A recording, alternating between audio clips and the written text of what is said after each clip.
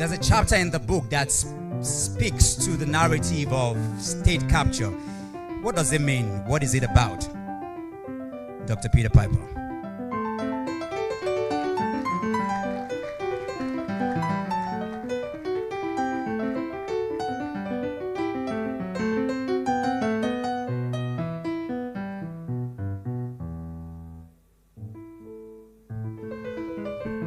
Distinguished ladies and gentlemen, please permit me to either stand or sit on already established protocol.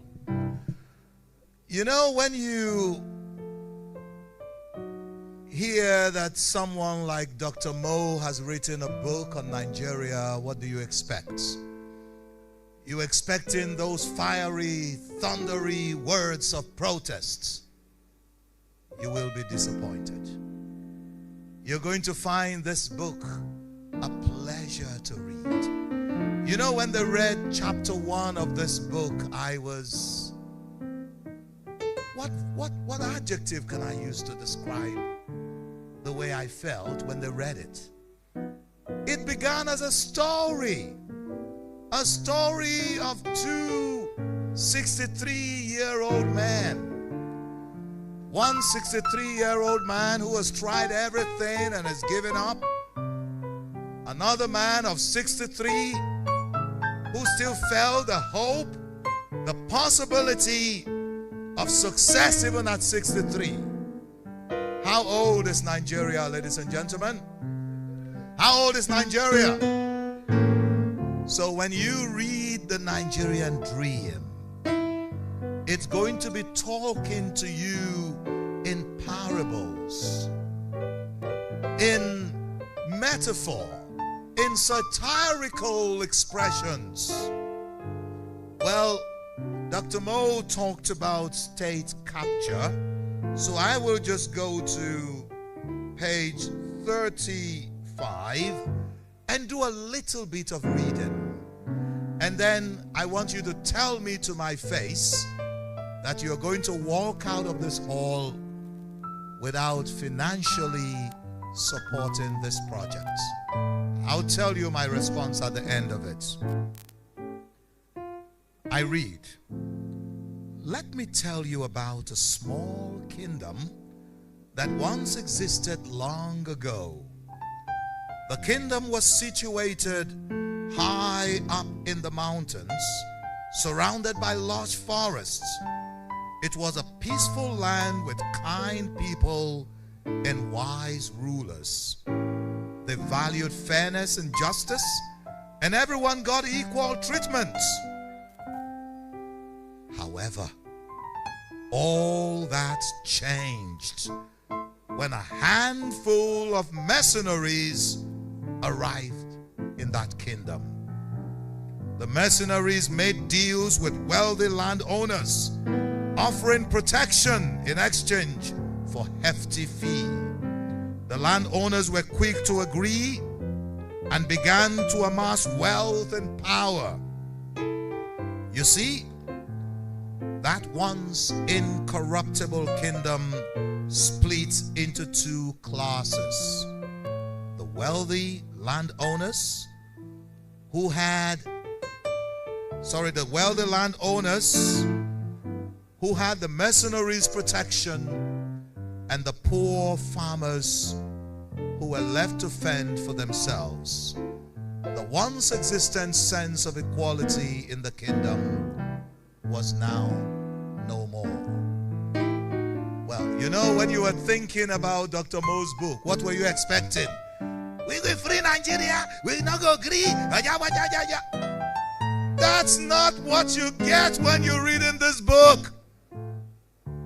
This should be the kind of literature for our children in schools.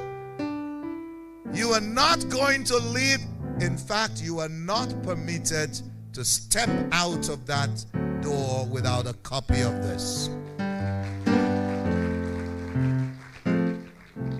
Now, he had told you one story because this book is full of stories.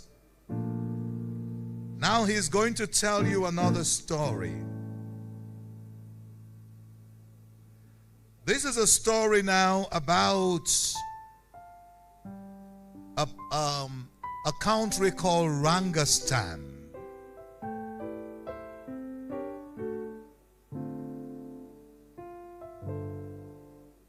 So allow me to entertain and relax you with a story about a country called Rangistan.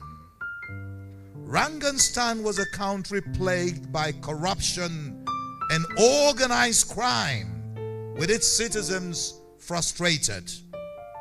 The corrupt leadership had led their nation into a downward spiral, and their dreams of prosperity were further away than ever before.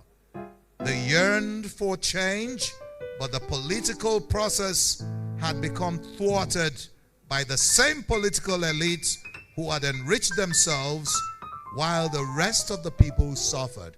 I wouldn't tell you the details about the two stories Dr. Mo is telling in this chapter. He talked about a kingdom that was peaceful and mercenaries came in. And then he talked about another country called Rangistan.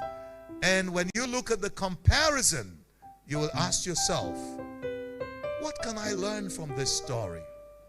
How can I apply what's happening in this story to my present situation in Nigeria? Ladies and gentlemen, I'm not going to say much. When I was seated here, I made a phone call to the governorship candidate of the Labour Party, Delta State, where I'm from. And I told him we are launching Dr. Mo's book here in Abuja. And he sent his own contribution. And I'm adding mine to it. And I am giving a donation of 250,000 naira.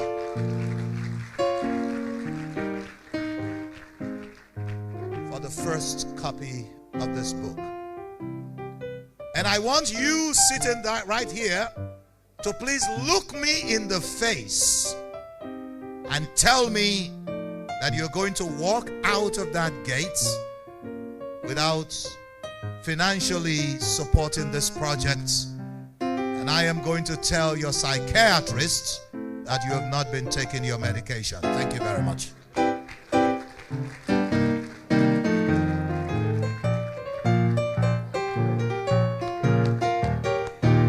Come on, Dr. Piper in the building.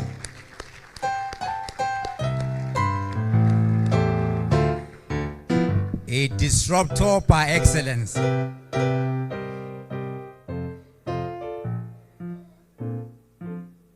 Dr. Piper, when you came up, you stood on existing protocol and you broke it. And it will not be my fault that while we're still reviewing, God help the next person that is coming up.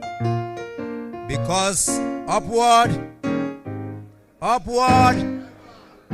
downward. How much did Dr. Peter pledge or is going to commit? A Nigerian Mo could talk now.